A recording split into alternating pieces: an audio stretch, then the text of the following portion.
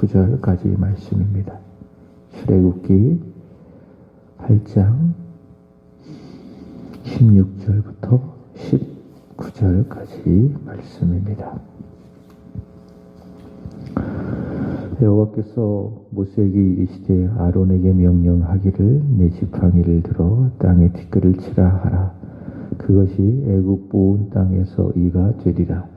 그들이 그대로 행할세 아론이 지팡이를 잡고 손을 들어 땅에 티끌을 치매 애굽 온 땅에 티끌이 다 이가 되어 사람과 가축에게 오르니 요술사들도 자기 요술로 그같이 행하여 이를 생기게 하려 하였으나 못하였고 이가 사람과 가축에게 생긴지라.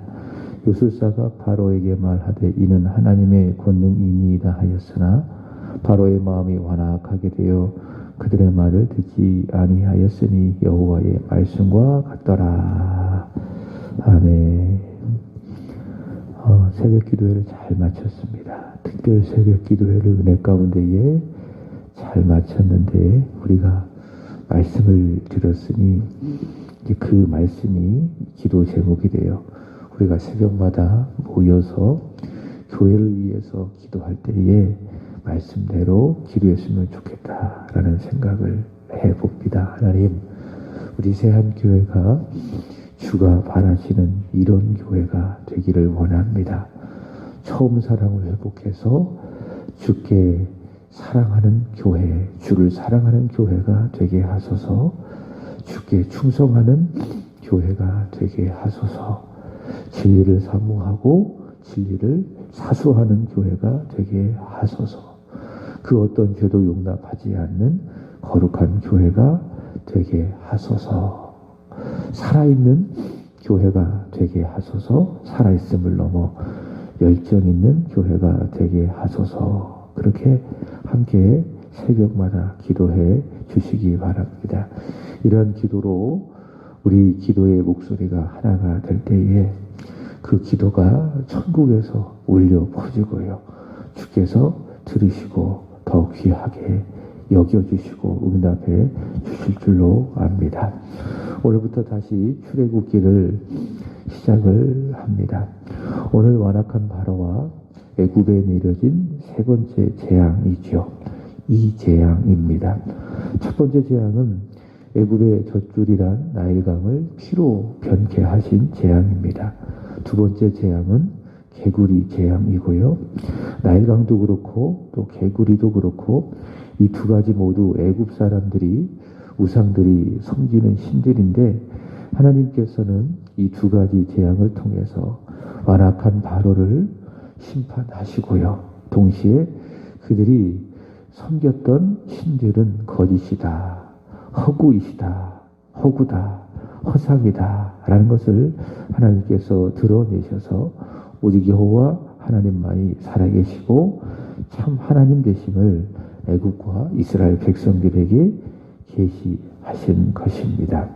로마서 9장 17절의 말씀처럼 이 재앙의 목적은 하나님의 능력을 보여주시고 이스라엘 하나님의 이름이 온 땅에 전파되게 함에 있다라고 하는 것입니다. 그래서 이 재앙은 계시다, 하나님의 말씀이다, 이렇게 이해할 수 있습니다.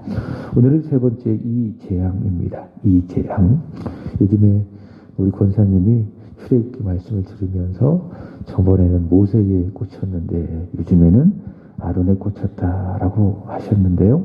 첫 번째 이 나일강이 피로 변한 재앙, 두 번째 개구리 재앙, 그 다음에 세 번째 이 재앙, 이 세 가지 재앙, 피개이 요 세 가지 재앙은요 하나님께서 모세를 통해서 행하신 재앙이 아니라 아론을 통해서 행하신 재앙입니다. 그러니까 하나님께서는 먼저 모세에게 재앙을 말씀하시고 그 재앙을 실행한 사람이 누구냐? 모세는 아론에게 이야기해서 아론이 그 세 가지 재앙을 아론을 통해서 또 아론의 지팡이를 통해서 행하신 것이다 라고 하는 겁니다. 굉장히 질서가 있어요. 그러니까 하나님께서는 먼저 아론에게 직접 말씀하지 아니하세요.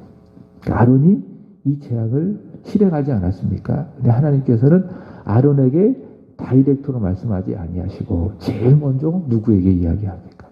모세에게 말씀하는 겁니다. 재앙에 대해서 모세에게 말씀하시고, 그러면 모세는 누구에게? 아론에게 그 재앙을 명하는 겁니다. 이게 하나님께서 만들어 가신 이 세 가지 재앙을 통해서 행하신 그런 질서라고 할 수 있는데요.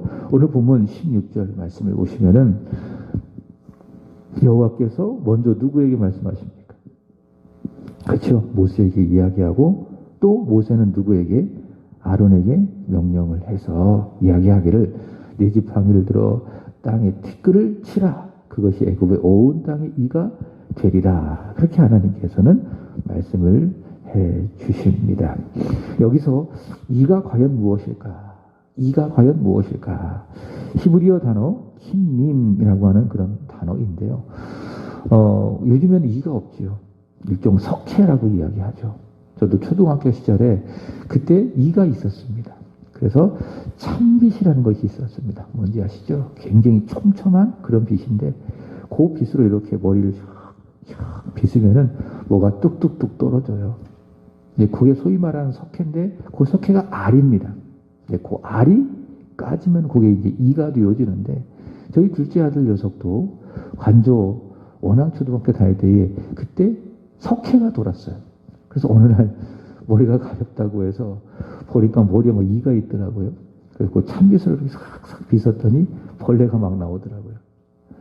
그런 것이 있었는데, 그게 아니라 여기서 말하는 킨님이라고 하는 히브리어 단어는 히브리어 단어는 시편 105편 31절에 등장을 하는데,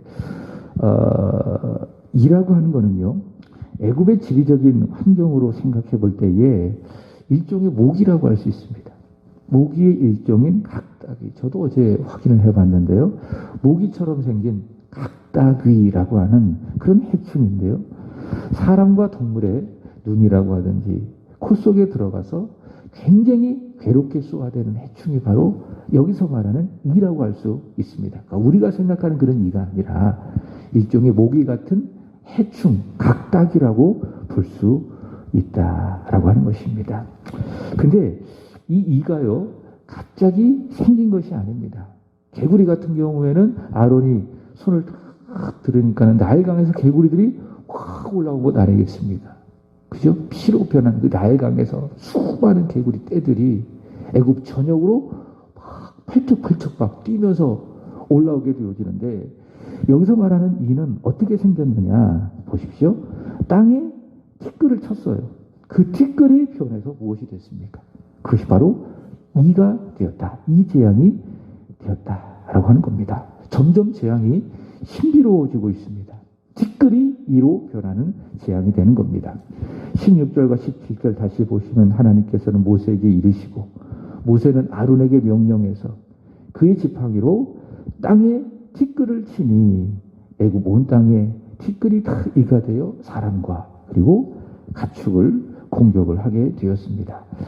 세 번째 티끌이 변해 이가 되는 이 재앙의 특징이 있습니다. 이 세 번째 재앙의 특징이 있다. 그것은 무엇인가 하면은 바로에게 경고 없이 즉시 찾아왔다라고 하는 거예요.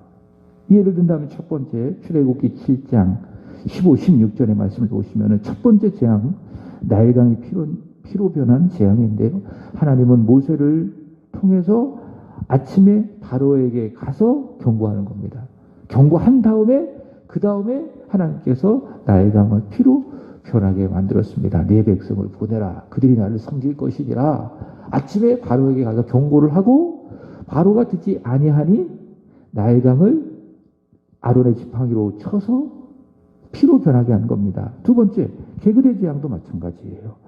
8장 1절부터 2절의 말씀을 보시면 하나님은 모세를 보내 내 백성을 보내라. 거절하면 온 땅을 개구리로 치시겠다라고 경고를 하시고 그 다음에 개구리가 온 땅을 덮게 되었습니다. 그러나 이 세 번째 재앙은 그렇지 않아요. 하나님의 경고 없이 즉시 티끌을 이로 변해 재앙을 내리시는 겁니다. 하나님께서는 바로 이렇게 이 재앙을 실행을 하셨는데, 첫 번째, 두 번째 이 재앙을 겪고도 지금 바로의 마음이 어떻습니까? 완악한 것이죠. 완악한 것이죠. 두 번째 개구리 재앙 때에 그는 모세의 약속을 지키지 않았습니다. 숨을 쉴 수 있으니 어떻게 되어졌습니까? 그가 더 그 마음이 완강해졌습니다. 하나님 말해도 듣지 않고 들어도 불순종하고 완악한 바로에게 이제는 더 이상 말씀하시지 아니하시고 바로 즉시 세 번째 재앙을 내리시는 것입니다. 여러분, 죄인을 향한 하나님의 가장 큰 분노가 뭘까? 하나님께서 죄인을 바라보시고 분노하실 때가 언제일까? 언제일까요? 아무 말씀하지 아니하실 때가 가장 큰 하나님의 분노가 있는 순간입니다. 여러분 그렇지 않습니까? 부모가 자녀에게 화를 나게 만들었어요. 언제 그렇습니까? 언제 그렇습니까? 굉장히 부모의 마음을 자녀가 속상하게 했을 바로 그럴 때가 있겠지요. 그죠? 그때에 부모가 언제 가장 화가 나 있었을까? 자녀가 잘못한 일이 있는데 그것에 대하여서 부모가 아무 말도 하지 아니할 때에 부모는 그 자녀에게 가장 화가 나 있는 거예요. 그리고 바로 매를 들을 때에 그때가 가장 부모가 자녀에 대하여 화가 난 상태를 할 수 있겠죠. 하나님도 같습니다. 들어도 듣지 않고 들어도 완악하고 불순종하지. 불순종할 때에 세 번째 재앙 아무 말씀도 하지 아니하시고 즉시 재앙을 내리십니다. 그만큼 하나님께서 이 바로를 향한 분노가 굉장히 강했다라는 것을 보여주고 있습니다. 말씀하지 아니하시고 즉시 재앙을 내리신다. 그만큼 하나님께서 이 바로에게 화가 나 있다. 굉장히 바로를 향하여 분노하고 있다라는 것을 보여주고 있습니다. 우리가 지난주에 소아시아 일곱 교회를 향한 예수님의 말씀을 들었지요. 에서, 버두, 서, 빌라. 일곱 교회인데요. 그 중에 두 교회가 있었습니다. 성문학교회. 관저동에 위치한 성문학교회. 그 교회를 말하는 것이 아니라 소아시아에 위치한 성문학교회. 그리고 빌라델비아 교회. 적은 능력을 가지고도 주의 이름을 끝까지 배반하지 아니한 빌라델비아 교회. 이 서문학교의 빌라델비아 교회는요. 예수님으로부터 칭찬만 받았어요. 참 잘했다. 나머지 다섯 교회는 어떤 교회? 책망도 받고 동시에 칭찬도 받았습니다. 사대교회 같은 경우에는 칭찬이 없이 오직 책망만 받았죠. 네가 살아있다고 하는 이름은 있으나 실상은 죽은 자로다. 이렇게 예수님께서 특별히 책망받는 교회에게 반복적으로 하시는 말씀이 무엇입니까? 말씀이에요. 회개해라. 회개해라. 네가 회개하지 않는다면 즉시 내 촛대를 옮겨버리겠다. 내 입에서 널 토하여 버리겠다. 예수님께서 회개해라, 회개해라 그렇게 말씀을 하셨죠. 근데 여러분 그렇게 회개해라 말씀하시는 게 은혜라는 거예요. 교회가 불순종하고 범죄하는 그 일에 대해 예수님께서 지적하시고 책망하시고 질책하시고 회개해라 말씀하시는 게 무엇이라고요? 그게 은혜다. 내가 잘못할 때에 예수님 침묵하지 아니하시고 그 일에 대하여 말씀하시고 돌이켜라 회개해라 그렇게 말씀해 주시는 것이 우리에게 은혜다라고 하는 것이죠. 그럼 그 말씀을 듣고 교회가 회개하면 교회가 사는 거예요. 교회가 주가 바라시는 교회, 교회다워지는 거예요. 우리도 같습니다. 하나님의 책망의 말씀, 질책의 말씀을 우리에게 하나님께서 하실 때에 그 말씀이 들려지는 것이 은혜다. 아, 내가 말씀을 듣고 잘못했구나. 내가 잘못 살았구나. 내가 불순종했구나. 라고 하는 그 하나님의 말씀을 듣고 내 마음에 깨달아지는 것이 무엇이라고요? 그게 은혜다. 다른 것이 은혜가 아니에요. 뭔가 내 마음에 듣기 좋은 소리, 내 귀에 달콤한 소리가 공감이 되어지는 말씀이 들려지는 것만이 은혜가 아니라 무엇도 은혜라고요? 아, 내가 잘못 살았네. 나 죄인이네. 내가 늘 불순종하고 완악한 죄인이었네. 라는 것을 깨닫고 그에 대하여 회개하는 하나님의 말씀이 무엇이라고요? 그것도 참 좋은 은혜의 말씀이다. 그 말씀이 들리는 것이 은혜다. 그러나 내가 잘못해도 하나님께서 침묵하시는 것, 내가 죄를 짓고 범죄하며 살고 있음에도 하나님께서 말씀하지 아니하시는 것, 어떤 상태입니까? 하나님이 그 일에 대하여 대단히 노여워하고 계신다라고 하는 증거라는 거예요. 오늘 세 번째 재앙을 통해서 경고하시지 아니하시고 즉시 재앙을 내리시는 하나님, 그것을 보여주고 있습니다. 여러분, 좋은 말씀, 달콤한 말씀, 귀에 듣기 좋은 말씀만 들으려고 하지 마세요. 때로는 나를 찌르는 말씀, 찌르가지고 나를 치는 그런 말씀도 우리는 달게 들어야 됩니다. 그래야 우리의 믿음이 성장하는 겁니다. 우리의 믿음이 성숙하는 겁니다. 그리고 그 말씀을 듣고 회개하고 즉시 순종의 자리로 나아가게 되기를 주님의 이름으로 축복합니다. 그 사람이 믿음의 사람이에요. 그 사람이 복이 있는 사람이에요. 하나님께서는 이렇게 아론을 통해서, 아론의 지팡이를 통해서 땅에 티끌을 쳐서 그 티끌을 이로 만드셨습니다. 나일강은 그들의 신 이시스를 상징하고요, 개구리는 다산과 풍작을 상징하는 헤케드 신을 상징한다면 티끌을 만든 땅은 신을 상징해요. 그들의 신 게브라고 하는 신을 상징을 합니다. 땅의 신 게브는요, 그들의 대지의 신이죠. 세상의 근원이고 기반이고 그들의 복의 근원이 땅인데, 그 땅을 하나님께서 치신 거예요. 그들의 신, 그들의 헛된 신, 우상신을 치신 것이죠. 그래서 복의 근원이 무엇으로 변했느냐? 땅이 티끌인데 그 티끌이 이로 변했다고 한다면 그들의 신이 이제는 더 이상 복의 근원이 아니라 무엇이 되었습니까? 재앙의 근원, 저주의 근원이 되어버렸습니다. 여러분, 이 땅이 복의 근원이 아니에요. 이 세상이 사람들에게 복을 주는 근원이 아닙니다. 사람들이 그렇게 찾고 있는 물질이 복의 근원이 아닙니다. 복의 근원은 여호와 하나님이세요. 만복의 근원 하나님.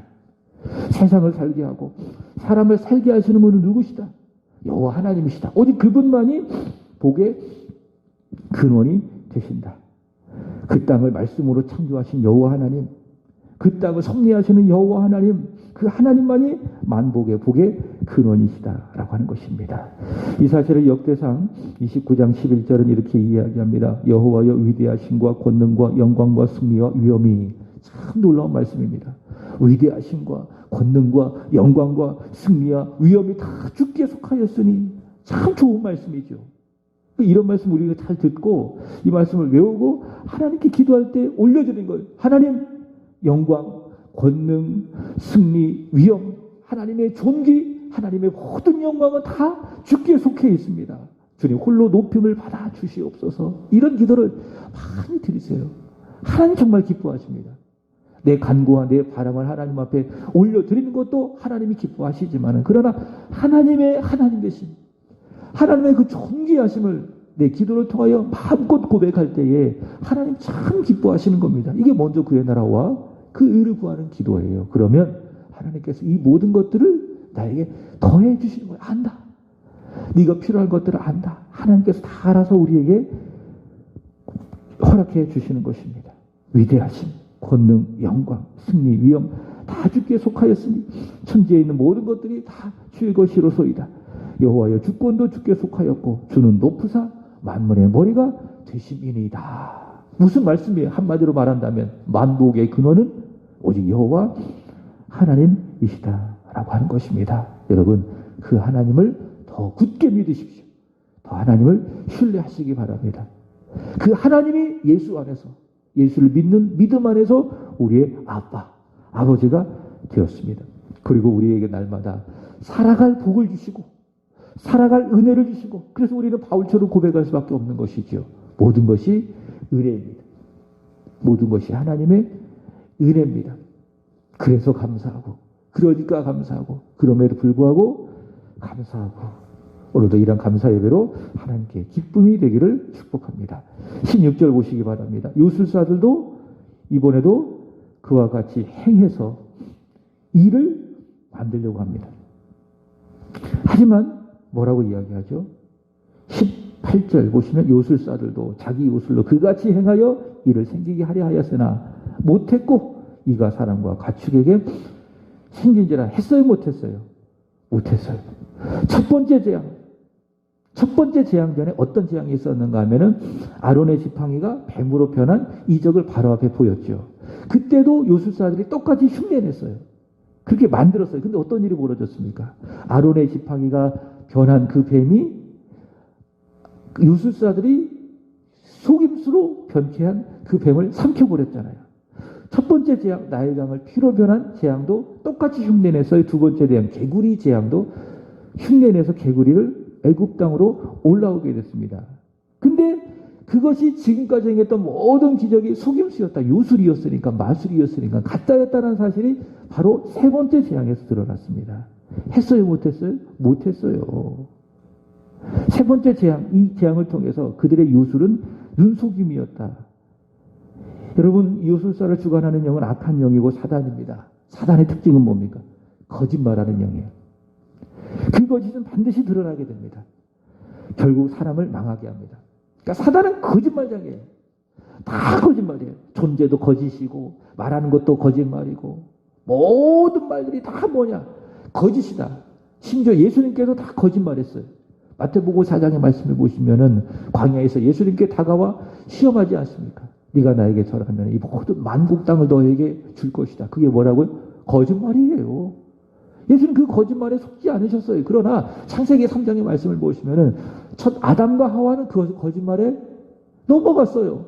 속았어요. 네가 그것을 먹으면 하나님처럼 될 거야. 그게 뭐였어요? 거짓말이었습니다. 그 거짓말에 속아서 근데 아담과 하와는 넘어갔죠. 그래서 죄를 짓고 모든 사람에게 죽음에 이르게 했습니다.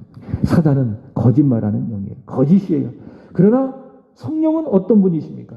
하나님이시고 진실하고 정직하신 분이십니다. 그게 성령의 역사예요. 성령의 역사는 진실합니다. 진리입니다. 정직합니다. 정직과 진실을 넘어서 성령의 역사는 진리이고요. 그리고 그 말씀을 내가 믿으면 무엇을 얻습니까? 영생을 얻습니다. 그게 성령의 말씀입니다. 사단의 이야기는 다 거짓말이다. 그거에 넘어가면 죽는 거예요. 끝나는 거예요. 무너지는 거예요. 망하는 거예요. 그러나 성령의 말씀은 진실하다. 정직하다. 진실과 정직을 넘어 진리이다. 그 말씀을 믿으면 영생을 얻게 되어진다. 19절 말씀을 보시기 바랍니다. 지금까지 속여왔던 요술사들도 이제 바로에게 고백합니다. 이 재앙을 보면서 뭐라고 이야기합니까? 요술사들이 바로에게 말하되 이는 하나님의 권능입니다. 그러니까 자기들은 가짜였다는 거예요. 자기들 스스로 입을 통해서 고백하는 거예요. 우리는 가짜입니다. 우리는 속임수였지만 그러나 하나님께서 모세와 아론을 통해서 행하신 이 기적은 다 진짜입니다. 진실이다. 진리다. 거기에는 하나님의 권능이 있다. 이렇게 요술사들도 인정할 수밖에 없는 겁니다. 요술사가 바로에게 말하되 이는 하나님의 권능이니이다. 자, 그러나 이번에도 바로가 어떻게 됩니까? 19절 보시면은 그러나 바로의 마음이 완악하게 되어 그들의 말을 듣지 아니하였도다. 여호와의 말씀과 같았다. 이번에도 역시 바로가 마음이 딱딱하고 완악해져서 하나님의 말씀에 불순종하지 않습니다. 이런 바로를 보면서 이렇게 한번 생각을 해봤습니다.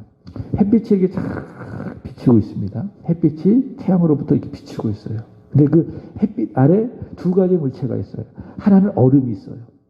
다른 하나는 진흙이라는 것이 있습니다. 이해하셨죠?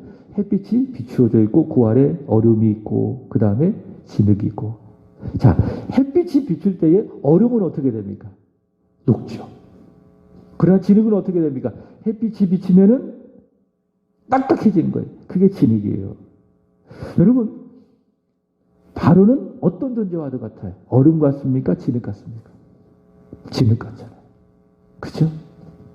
겸손한 사람은요, 이런 하나님의 재앙을 보면, 재앙을 만나면, 재앙을 경험하면 어떻게 되십니까? 얼음처럼 되는 거예요. 그 마음이 하나님 앞에서 녹는 거예요. 하나님의 말씀의 빛 앞에서 햇빛 아래 얼음이 녹는 것처럼 하나님의 말씀의 빛 아래서 교만한 마음이 녹는 거예요. 겸손한 사람이에요.